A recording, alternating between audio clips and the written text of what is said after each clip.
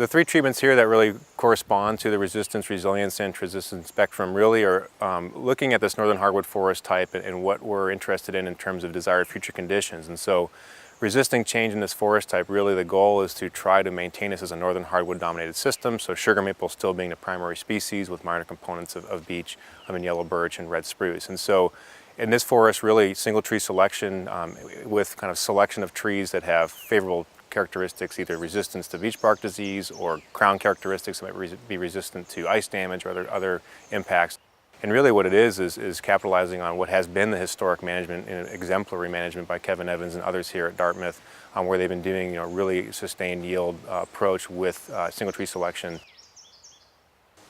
The resilience of treatment really is shifting more towards a group selection based approach. So 20% in the first entry will be in gaps from 1/10 of an acre to 1/4 acre in size. And really what those gaps are doing are providing kind of this additional mechanism for recovery from future disturbance. And so providing opportunities for a range of species to establish in those areas. So yellow birch, red maple, even some beech, as well as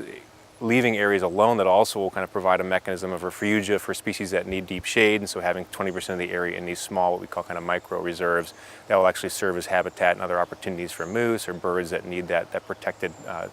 area.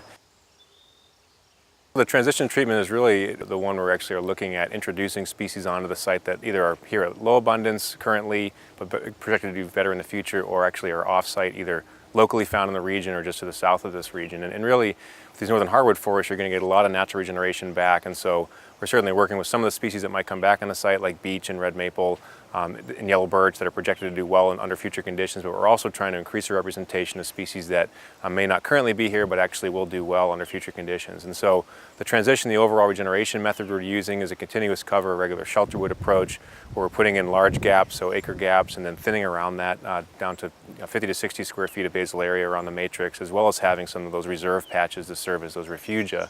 And really our planting is focusing in on those 1 acre gaps, and we're planting a range of species, so 8 different species, ranging from northern red oak. We're even actually looking at some resistant American chestnut, white pine, bitternut hickory, black birch. And really a lot of the selection that we were doing was to try to find functionally equivalent species from just to the south that we might be able to introduce into this forest so that we can still have those functions and ecosystem services that we value.